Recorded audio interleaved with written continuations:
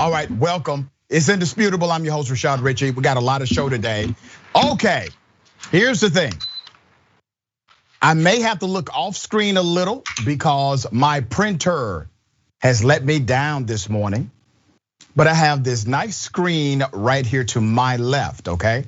All right, we have for the bullpen, my guest today, NYU adjunct assistant professor, Mr. John Burnett, will be chopping it up with me about vaccine protocol, mandates, and a few other things. And we have Adrienne Lawrence, TYT contributor, author, and remarkable attorney at law. Let me take you to my first story. A woman accused of killing a man, fatally shooting a man earlier this week. And here's why. Because she refused, or he refused to kiss her. I kid you not. That's it. All right. So a woman is accused of fatally shooting a man earlier this week when he refused to kiss her and instead asked his girlfriend for a kiss while the three were hanging out and drinking at their Rolling Meadows home. This is in Cook County. Cook County prosecutor said at her bond hearing on Saturday. Let's put up a picture of the young lady again. Let's put a picture up. Okay, that's Claudia Rosendez Flores. Ms. Flores has been arrested for what? Well, for murder. Ms. Flores, 28 years of age, had recently moved in with the couple at the Preserve at Woodfield apartment complex at 4700 Arbor Drive. That's a northwest suburb, according to prosecutors and Rolling Meadows police. While they were drinking on Thursday, and I just got to remind you can't drink with everybody.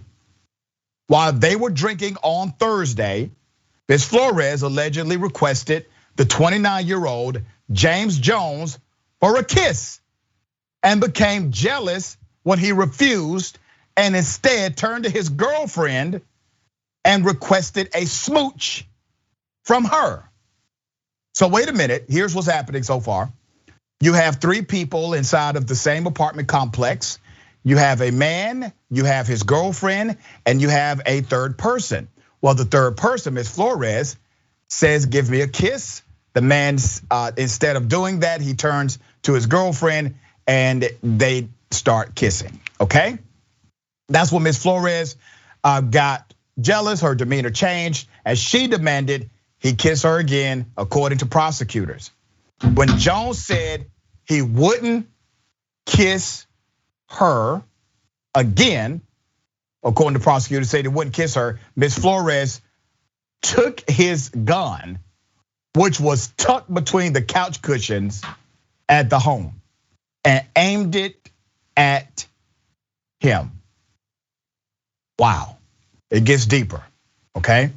She takes the gun after the man refuses to kiss her, and instead he kisses his girlfriend. Now, I'm bringing this story to your attention because there are three victims here, additional victims here, not really talked about in the headline nor the narrative. It's kind of buried beneath. The man tried to push the gun down after he saw Ms. Flores' finger on the trigger and watched her take the safety off. Prosecutor said she then allegedly lifted her arms and shot him once in the chest, killing him. The man's girlfriend called 911, and responding officers found the handgun in the living room, prosecutors said. Ms. Flores allegedly admitted to shooting Jones and was charged with first-degree murder. Now, here's the saddest part of this whole story. I know this is already a very horrible story. Very sad. Nobody wins here. There are children involved. Miss Flores is married, okay? But separated from her husband and is the sole caretaker for 3 young children. So what happened here? You have 3 children who are now victims. You have a mother who is now severely restricted in her ability to be a mother. You have a young man named Mr. Jones. He's dead. His family and friends are grieving. And you have the girlfriend of Mr. Jones, her world has been turned upside down as well. Because of one night. One night, they're drinking and things got out of hand. Now I say this to be very transparent with everybody. I used to be a drinking man myself. I'm thankful. I haven't had a drink in 6 years. Now, that's because I could not handle my drinking. It got out of control for me.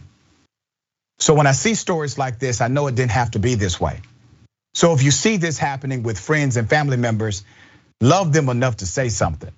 Because the people that intervened in my life loved me enough to not give me a pass, loved me enough to pull me aside and to risk me getting upset at them, risk our friendship.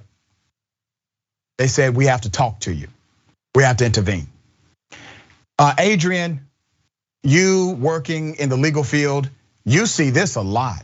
You see people who are having a good time and then that good time turns into tragedy. Yes, and it's something that often accompanies alcohol and some kind of other substances, those generally that make people more agitated, aggravated. And it's incredibly unfortunate, as we saw in this situation here, where this woman wasn't going to take no for an answer, and she felt she was entitled to a kiss from this gentleman. And the fact that he told her no and it cost him his life, it's incredibly unfortunate, because generally we often more or less hear the story where it's the other gender flipped around in terms of a woman denying a man, but in this circumstance, it's the rare occasion. But the reality is that in all these circumstances, no one wins, everyone continues to lose. That's right, and I want to be very clear. I'm not moralizing on those who do drink, okay? I'm talking about for those who it has become a problem for. Every single best friend I have, they drink. And when they come to my house, they drink, all right? It just wasn't for me.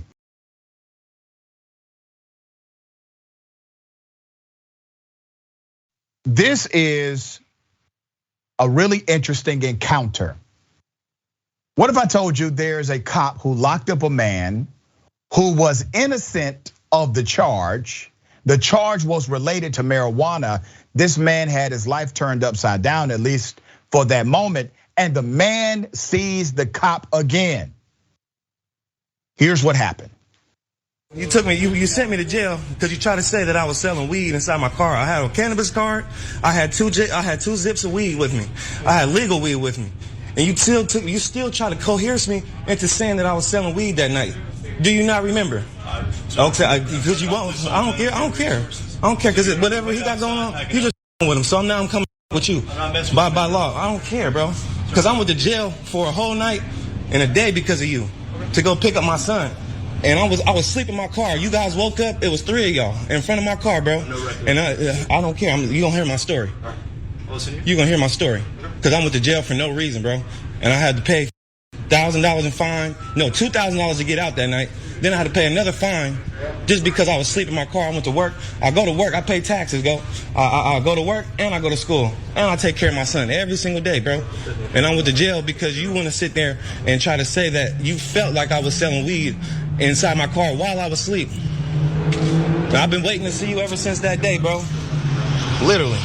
I've been waiting to see you so you can see my face, so you can see my son and see what the up because you did a chapter in my life, bro. Like for real. And I had license, I had registration, I had tags. It was no reason for me to go to jail that night. And you still send me to jail, bro. No, I'm telling you, so next time you do get ready to put somebody in jail, actually listen to their story. Because that was some I wish you was to go to jail. No, I wish you was to go to jail for that too. I wish you was to go to jail and wake up and go to jail, and you wasn't doing nothing. And there's 3 officers in front of you, and you just sleeping to go wake up to go. You're sleeping to pick up your son, pretty much. Okay. Sir, I have no idea who you are and what incident you're talking about. No, I know you don't remember because you put a lot of people in jail for no reason. So I'm just getting this on the video so I could just post this on World Star so I can make this go viral. Officer Decker. Officer Decker is a member of the Fairfield Police Department. I see the social media comments about this video. I have no problem with this man approaching the police officer. He did not threaten to harm him. He did not act in a way that seemed threatening. He brought to the attention of a public servant when a public servant got something wrong as it relates to the public. I have no issue with that whatsoever. Adrienne, what are your thoughts here? Oh, I'm actually somewhat shocked, although I shouldn't be, that people actually took issue with the gentleman confronting the officer. Again, as you've noted, it's a public servant. They should be held accountable for their actions, especially when they get it wrong. And it costs someone their freedom and several $1,000s. You really can shake up individuals' lives. And as one research study has at least shown recently, when they were looking at individuals who have been convicted of crimes, they found that they are convicted falsely in at least 6% of cases. And so when you consider that there are people out there who are wrongly convicted or wrongly accused of crimes, and there are officers who are not listening or who are disregarding the evidence, as we've seen time and time again, you have to realize that the system has significant flaws. Yeah, and I know cops will say, well, I'm just following the law, or I'm just enforcing the law. That's always a BS line, because no cop enforces all laws, it's discretionary. And when we talk about prosecutorial discretion, it starts with the responding officer. We have a place in Atlanta called Buckhead. That's where the more affluent white folks live in the city of Atlanta. You get a cop that responds to a situation in Buckhead, let's say a domestic violence dispute. Well, one person gets to walk it off. You do that same, you have that same situation West Side Atlanta, well, everybody goes to jail. Let a judge figure it out. That's called prosecutorial discretion, starting with the responding officer. And no cop enforces all laws. You don't have a cop writing tickets for jaywalking every day. You don't have a cop writing tickets for minor traffic violations unless they use it as a pretextual stop, right? So they don't enforce all laws. There's a culture here. Now, based on the narrative of the gentleman we just saw, Adrienne, and by the way, I believe every word of what he said. I choose to believe everything he said here. Based on that narrative, there was significant reason to believe that the man was not selling marijuana. And obviously, if he was able to get out and no charges ultimately affixed to him, the courts believe that as well. So judicial remedy does work for many, not all, but still, if you're a cop pushing the agenda of just lock up and ask questions later, you're part of the problem. Let me take you to a group of cops who are part of the problem, 65 to be exact. 65 New York police officers have been found guilty of misconduct during Black Lives Matter protests. 65. I want you to keep that number in your head, okay? According to NBC4 New York, 65 members of the New York City Police Department are set to face misconduct charges due to alleged actions taken during last summer's BLM protests. I can't mention all of their names. You know, usually I would put their names up, put their pictures up. It's just too damn many. But I will show you this. Here's one graphic of their names. Let's keep it scrolling. Let's keep it going. We got more, all right? So you got their names. It's a lot of them. The majority of the issue or the claim against them, abuse of authority. So I'm going to read to you their charges, okay? And they have been already found guilty of this stuff, 65. Abuse of authority, force, abuse of authority, force, abuse of authority, unlawful statement, untruthful statement, abuse of authority. And the list goes on and on. And the board that did the investigation, they basically admitted this really isn't all of them, because we had relevant complaints, viable complaints from citizens who could not remember the name or badge number of the police officer, but they believed the interaction did in fact happen, okay? So let me give you some details to this. The Civilian Complaint Review Board received hundreds of complaints amid violent protests across the city following the killing of George Floyd. On Monday, the board released the findings from its initial investigations and recommended charges for 65 NYPD members. That's according to NBC4 New York. Who carried out the violence? The police did. Isn't that something? Literally, at a protest against police misconduct, the police officers are the ones engaging in police misconduct. Still, You think these guys are learning a lesson? You think they would try to be at least on their best behavior during a damn protest about police brutality? No, looks like to me they even ramped it up. 37 of those officers were expected to face an administrative trial once each officer is served their charges by the department. The board said it found guilty officers could lose out on vacation days or face suspension and termination. Per the recommendation, the remaining 28 officers should lose vacation days or participate in mandated training. Oh, that's gonna do it. The board estimates some 34% of the complaints could not be investigated due to an inability to identify the accused members due to officers covering their names and shields, using body-worn cameras improperly, and failing to complete accurate paperwork. Literally, they engaged in a conspiracy. These police officers engaged in a conspiracy to cover up who they are while engaging in unlawful practices. Isn't that something? They are still employed. There is no discipline process for them because they can't figure out exactly who they are, according to the review board.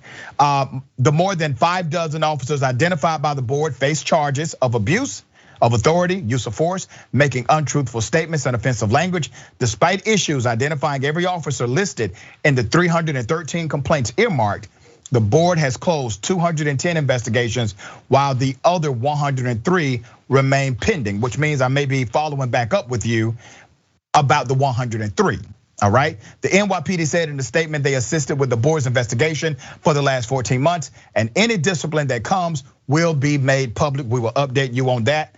Patrick Lynch is the head of the Police Benevolent Association, also weighed in, calling the whole thing a political tool used to scapegoat officers. No accountability. Let's put up his picture. That's Mr. Lynch. All right, Adrienne, that's a whole lot of cops. That's a whole lot. Yeah, not a lot of penalty though. No, not at all. And the thing is, we have to bear in mind how often police are accused of misconduct and how often they're not properly investigated and there is no follow-up. We know that Derek Chauvin, who murdered George Floyd, he had received 17 police misconduct complaints before that murder, and only one of them resulted in any kind of reprimand, which was basically just 2 letters in his file. Like, come on, what are we doing here? If we're not regulating those who are supposed to be regulating society, then all they're gonna do is run amok, which we saw during the protests, covering of badge numbers, engaging in excessive force. And all they did is cross their fingers and hope, hey, maybe they're not gonna get my badge number or my name, and thus I won't be held accountable. Yeah, it's so sad that individuals we pay tax dollars to, they engage in conspiracy, they engage in criminal cover-up, they engage in criminal misconduct, and we are still debating on if they should have a job. Remember, with all of these complaints and the investigations to go with it, they're losing vacation time. They may get a bump down in rank, possibly. No real issue, no real consequence, all right? We got more on the other side. It's indisputable, stick and stay.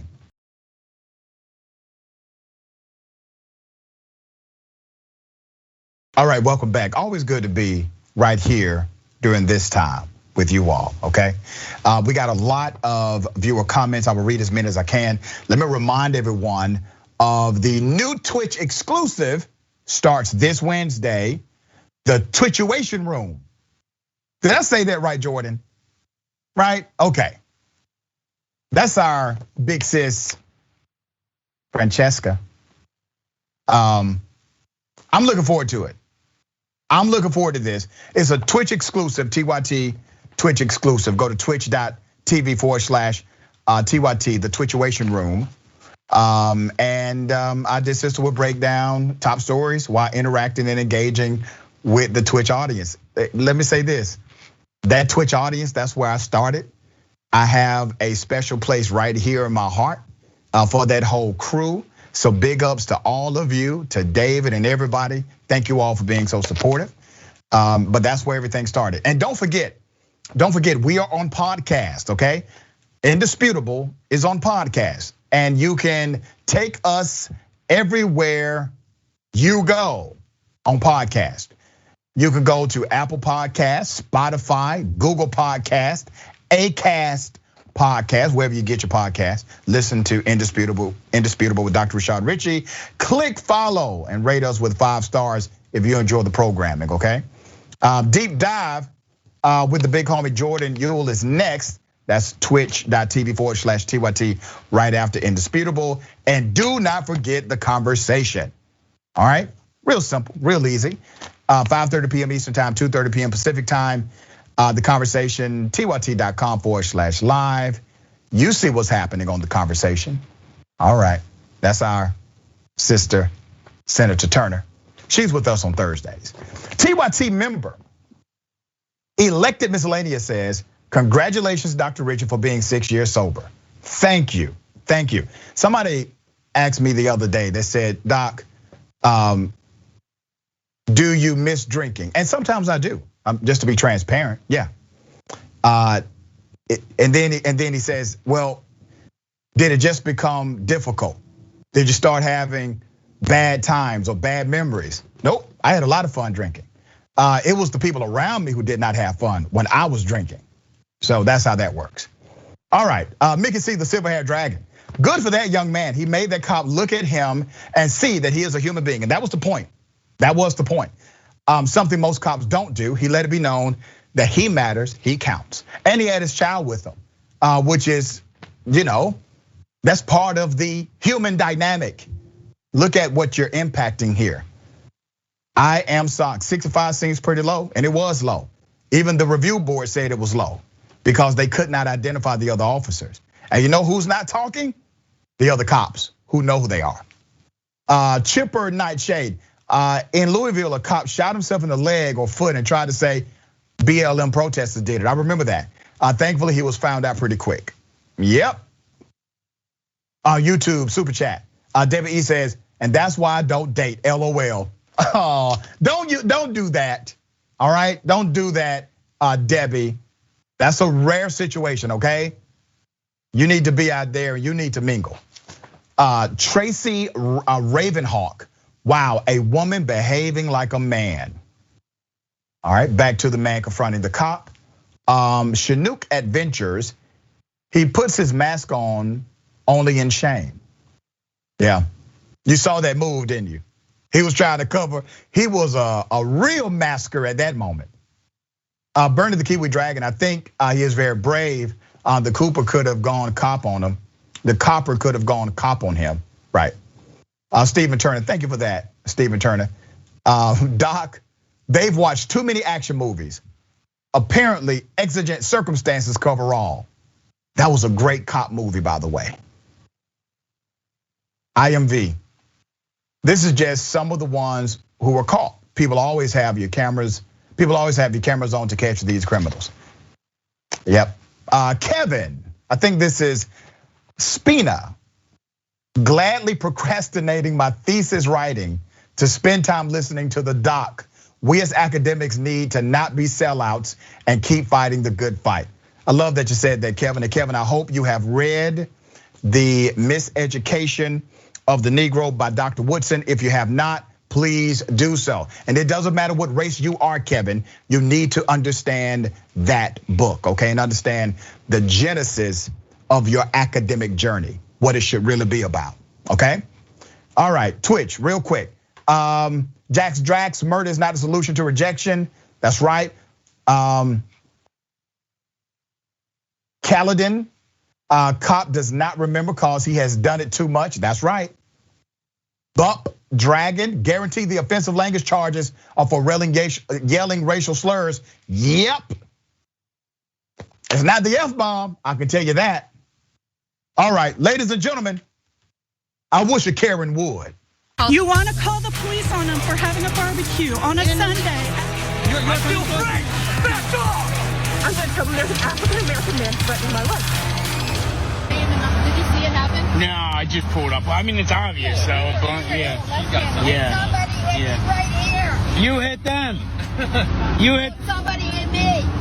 Look, the back of my car isn't hurt at all. Somebody smacked right in there. Okay. Yes. All right. I'm lucky I'm alive. God damn it. Yeah. Nice. That bag burst. Oh my God. The seatbelt came out and I'm alive. You got to be more careful when you drive. Shut up. It was your. Shut up. Was it your fault? Was you the one? Get the cops here fast. She said just go over to your car. It was probably the dog driving. Take my picture. I'm a teacher for Northeast High School, but I'm not teaching because I had COVID. But what, could you back up from me then? If you had COVID? I had the 2 doses of the Moderna. Did you get the vaccine? No, so you should probably back up then. Oh boy, I could get sick from you. Yes, You really are. You should back up. Put a mask on. Your dog didn't get hurt. Give me your name. Frank. Frank what? Brian. Yeah. Frank what? Rizzo. We can learn so much from OG Karens. OG Karens of those that have been engaging in Karenicity for at least 5 decades or more. Okay, that's what it takes to qualify as an OG Karen. Now, according to the witnesses, this OG Karen was at fault. But when she gets out the car, she says, no, somebody hit her.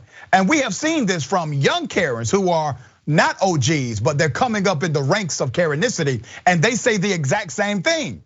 No, this is not my fault. This is the fault of others. So remember, we're keeping a log of what Karenicity is about. So we see that they do not take responsibility for their own mistakes or actions. That is noted. What else is interesting about this particular OG Karen? And I believe her. She says she's a school teacher. I actually believe her. I think she teaches, or at least was a teacher somewhere. Teachers, by and large, are remarkable people. But it is interesting. This whole back and forth is really interesting because it seems as if the more she talks, the more privileged she is, or at least she believes she should be. Adrienne, would you be this person's defense attorney if the accident is her fault? I mean, this will be a hell of a client, right?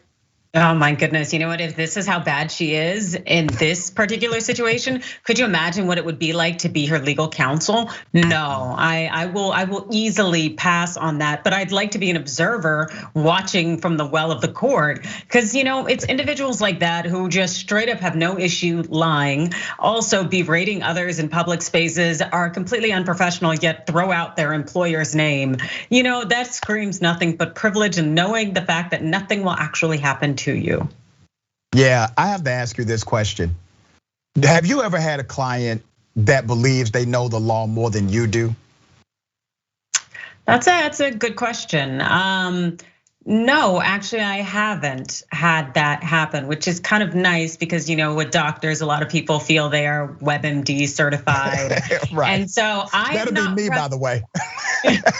But fortunately, I've never represented an attorney, so that's generally when you run into that wall. Yeah, I have that issue when it comes to medical stuff because I go online and start researching something real quick and bring it to my doctor. Okay. This is a very sad story, okay? This brother, this is so sad. His name is Al Copeland. The city of Boston has agreed to pay him $1.3 million. Here's why. He was having a stroke. He knew something was wrong, so he pulled over. He stopped driving. He wanted to make sure he was safe and everybody else around him on the road was safe. He's having a stroke. A cop pulls up. He doesn't think the guy's having a stroke. The man can barely talk. His words are slurred. So the cop says, oh my goodness, a black man on the side of the road, unable to respond, must be drunk, not a medical issue. So he takes him to jail. He then lies and says, oh, I smelled alcohol. The guy had not had a drink in years. But the cop lied to make his story fit why he was doing what he was doing. Takes him to jail. He's in jail for hours, still having a stroke. He then starts vomiting. And somebody at the jail says, wow, wait a minute, we may need to get this poor guy to the hospital. So the cops agree. They say, yes, we're going to take him to the hospital. Let's go to the hospital. They take him to the hospital. And you know what the cop says to the staff at the hospital? He's just drunk. He just needs to sleep it off. So the hospital, they let him wait for hours again. No medical attention because they took the word of the cops saying he's drunk. He's still having a damn stroke for hours. It adversely impacted his ability in many ways. Let's put up a picture of this young man, of this young brother, all right? The incident occurred 2 years ago, April 2019, when police officers found Copeland slumped in his car and barely conscious. Law enforcement claimed they smelled alcohol on Copeland, although the man had not had a drink in over 20 years. A number of errors were reportedly made in the events that followed, including the fact officers arrested Copeland instead of calling for medical assistance. That was part of the protocol that they violated. Once at the station, Copeland struggled to keep his balance, ultimately falling and injuring his head on a cell wall before throwing up. Documents say cops allegedly left him in the cell for 5 hours to, and I quote, sleep it off before calling an ambulance for him when he vomited. He was later transferred to Tufts Medical Center. Medical staff there accepted the cops' assumption that Copeland was drunk and left him in the ER for 7 hours. Then his wife came, Valerie. Valerie tracked him down. The man had a Valerie. Valerie started looking for her husband. The doctors finally determined that Copeland actually had suffered a stroke. The long delay between the onset of Copeland's symptoms and when he finally began receiving treatment for his stroke might have made the difference between permanent disability and a full recovery. In the aftermath of his delays, Copeland spent weeks in the hospital. He no longer could do routine tasks and ultimately had to quit his job with the Massachusetts Bay Transit Authority. The officers involved were disciplined, not for how they handled Copeland, but instead for not promptly responding after he hit his head. That is one of the saddest things we have seen in a very long time. This man is severely impacted. Now, the city has decided to pay a whopping 1.3 million. But I really think the medical facility needs to pay up also. All right, Adrienne, what are your thoughts? Oh, you know what? This is just another example of forms of police misconduct where we have officers claiming that they smelled alcohol when this man is having a stroke. Also the implicit bias in assuming that if you have a black man slumped over, non-responsive, that it must be some kind of drugs or alcohol or intoxicant as opposed to a medical issue. The fact is that Boston has a problem, it always has. And within the last 10 years, not including this settlement, it's paid at least $15 million in settlements for police misconduct cases. And now adding this one onto it, it just shows you that the problem is so much deeper. Yet what is Boston really gonna do about it? Yeah, and you brought up something really interesting because it's a reality that I don't think is promoted enough. When we talk about bad cops, corrupt cops, negligent cops, biased cops, implicitly biased cops, hyper aggressive, racist cops, these cops cost the city money. These cops cost the city money, taxpayer dollars. They are expensive, okay? A city full of taxpayers, they deserve better than throwing away their hard-earned money on bad cops.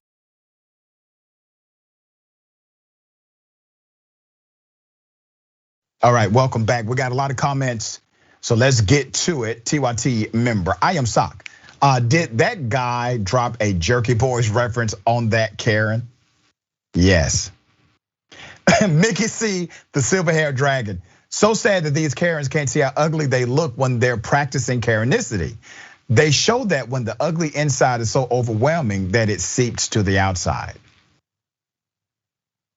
Mickey C also says about the black man who had a stroke and they assumed he was drunk. I don't have to hear the outcome of this poor man's stroke, crying already, knowing he'd be terribly disabled. And the cops were just disciplined not fired and charged. If we started with a lie that the cops smelled alcohol, then every step of the way it was abuse and neglect. Yes, agreed. YouTube super chat.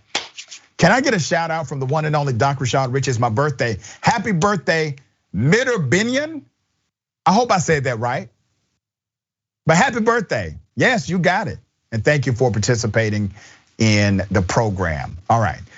Marcus George Lamprey, somebody rear-ended the front of her car, only in Karen land. We need to write that one down because that was kind of what the younger Karen said in another situation. Okay, they must have like, I don't know, a meeting once a month or something. There's no way they're not connected somehow. Donald Simmons, Karens operate just like male white supremacists. They believe they have the right to dictate reality. Forbesilla, why should you stop at a red light and let me hit you doing 50? Dane Cook sketch, I think this Karen subscribes to that logic. Black man who had a stroke. Gucci Man says, of course cops assume he's drunk. Ricardo Chucky, this is exactly the idea of defund the police. They need better training to help and not to arrest. Mike V, thank you for that, Mike V. From Boston, this is the same city that locked up a black man in 1989, Charles Stewart case. A white man shot his pregnant wife, blamed it on a black man, and they believed him. Same city that attacked kids during the school desegregation crisis in the 70s, fake progressives. Wow. Let me take you to another sad story. I remember where I was at when I learned of the death of Kobe Bryant and his beautiful daughter. I remember that. I was doing a function in Atlanta for young kid entrepreneurs. And we were in the back waiting to come out to engage these young individuals. And then that news hit. Well, it devastated us, right? I can't imagine how his wife felt losing her husband and her child at the same time. And then the LA County Sheriff's Office, they had the audacity to take pictures of the helicopter crash and publish these pictures. Obviously a violation of protocol, obviously a violation of standard here. And then the department engaged in a massive cover-up to act as if they did not do it, okay? So they get sued. Vanessa Bryant sues them. That's right, you damn right. Hold them accountable. After being sued for them taking the pictures and publishing the photos of the crash site of her husband and her daughter, LA County now wants proof that Vanessa Bryant actually suffered from severe emotional distress. Well, that's the basis of the lawsuit. And I'm glad I have Adrienne here. Let me break down some of the background, okay? Los Angeles County filed a motion asking for Vanessa Bryant to take a psychiatric exam so that a doctor can verify if she indeed suffered ongoing severe emotional distress, anxiety, and depression. Los Angeles County's motion cited a legal precedent for the request for an independent medical examination and accused Vanessa Bryant and her lawyers of stalling and evading complying with the request. Los Angeles County also demanded that Vanessa Bryant pay the county's fees and cost incurred in filing this motion. It gets deeper. Her lawyers responded. Here's the quote. Unable to defend the indefensible conduct of its employees who took and shared horrific photographs of plaintiff's deceased loved ones. And with just a few weeks remaining before fact discovery closes, the county has resorted to scorched earth discovery tactics designed to bully plaintiffs into abandoning their pursuit of accountability. They said Los Angeles County had previously requested everything from Vanessa Bryant's privileged therapist records and middle school report cards in an effort to compel the victims of its employees' misconduct, including 4 teenagers, a 10-year-old child, and a 5-year-old kindergartner, to undergo involuntary psychiatric examinations. I got more. That's horrific enough, but there's more. The Los Angeles County Sheriff's Department, okay? They're in the middle of this. They engaged in the cover-up. Not just kind of a cover-up. It was a massive cover-up and scandal when deputies took and shared graphic photos from the helicopter crash in January 2020. In March of that year, the Los Angeles Times reported that for nearly 5 weeks, the leadership of the sheriff's department tried to keep a lid on the episode instead of following the normal investigative protocols, even after determining that several more deputies had obtained photos. The only reason why Vanessa Bryant and the public know about the deputies' photos of the crash scene and its victims was because a person at a local bar saw an LA sheriff's deputy showing gruesome photos taken at the scene of the tragedy. Now, I want to remind you, here's the sheriff of LA County. There he is, Alex Villanueva, AKA Sheriff Villain, who admits that he has a massive gang problem that he cannot do anything about at the sheriff's office. Adrienne, I'm glad your legal mind is on the show. This seems extreme to me. It seems as if it would actually be more, I guess, public relations worthy for them to do a semblance of the right thing. But why are they going full tilt the other way on this? Well, when you file a claim saying that you have suffered emotional distress as a result of someone's behavior, which is exactly what Vanessa Bryant has done here, you have to show you've been subject to distress. So that generally does involve some kind of psychiatric evaluation. So that is really standard protocol, and it also may be a requirement in order for LA County to be able to invoke its insurance policy so that it can pay for whatever the judgment will be. And so to the extent, Vanessa Bryant and the children would have to be subject to some kind of psychiatric evaluation, but it seems they're also saying that the extent to which the county is requesting information, such as her middle school grade reports, even though I think that's more targeted toward her children, that is going too far. But this is actually standard protocol. And it's disgusting behavior without question, but this is part of the legal process. Let me ask you this question. Let's say the county does have a policy or protocol to have one of these records part of the judicial process. Can it be a psychiatrist of the choosing of Ms. Bryant? Or does it have to be a psychiatrist that they choose? It can be a mix of things. It really kind of just depends on what the judge agrees to. Sometimes, most times the parties will have their own psychiatrist, and then the other opposing party will have its own psychiatrist do the evaluation just to see if there are any conflicting expertise on the impact of essentially the defendant's actions here. And the problem is, it's like you're having your children who've already lost their father and their sister have to sit with another psychiatrist who will poke and prod, and then to have that used in a public forum. It's a very difficult thing to do, but I am very glad that Vanessa Bryant is fighting back, because what LA County did, it's not okay. Yeah, so horrible, but you're right, she's fighting back.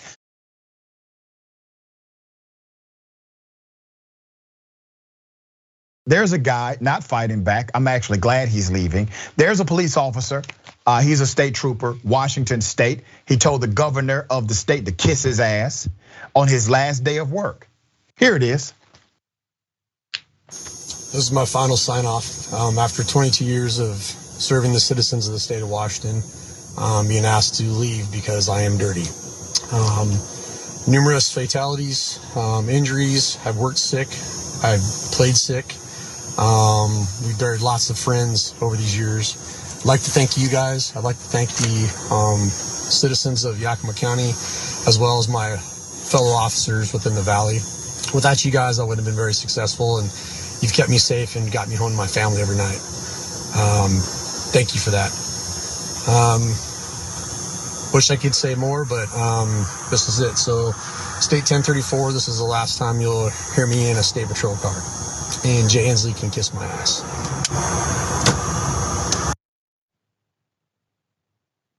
Good riddance. Yes. Goodbye. Okay. His name is Robert LeMay, 22-year veteran of the Washington State Patrol. Signed off, told the governor to kiss his ass, Governor Jay Inslee. Let's put up a picture of the governor. Okay, that's a picture of the governor. The person works for the state, okay? This is a state trooper, right? The trooper did not want to follow the COVID vaccine protocol. Not a mandate. There were other default measures, there were other remedies if he did not want to take the COVID vaccination. So he decided to make this a really dramatic exit. But the truth is, he's just setting things up so that he can sue the state of Washington. That's really what this is about. Adrienne, what are your thoughts here?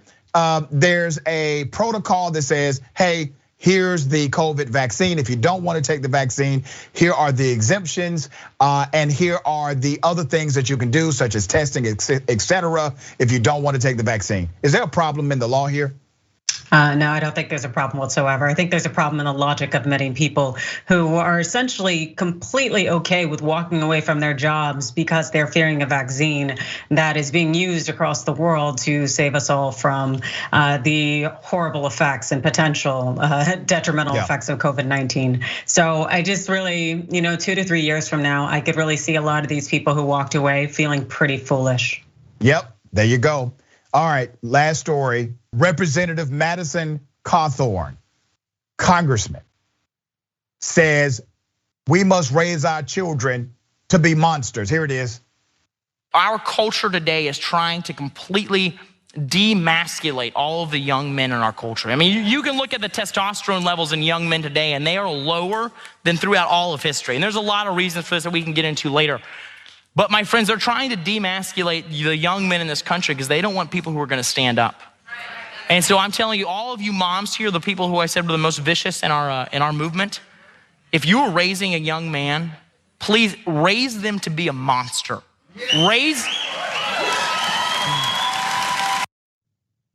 Yeah, see, this is the foolishness we're dealing with right here. This congressman is telling parents, mothers in particular, raise your kids to be a monster. He's talking about boys, he's talking about young men. He's talking about being a man, according to him, means to be aggressive. And that's not what being a man or male or any of that is about. But this is their warped sense of the world around them. They think violent means man.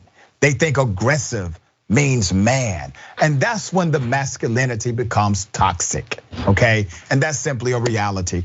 Adrienne, what are your thoughts about the congressman telling parents, primarily white parents, to raise monsters in America? I think it's indicative of the fact that we have a true problem in terms of people's mentality. This thought that men, boys should be aggressive and attacking and violent as opposed to just being decent citizens and following, the democratic process. God help me. If anything now, just get them some handcuffs and put them in a facility because I don't want to deal with them. That's unconstitutional, Adrienne.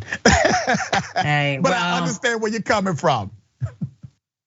That's where I am. Tell people how they can follow you, get your amazing book, check out on social. All right, you can hit me up on Twitter at Adrienne Law, Instagram at Adrienne Lawrence. Also, I'm on Rebel HQ hosting the Overruled videos, so check out my legal analysis on the regular. And definitely grab a copy of my book.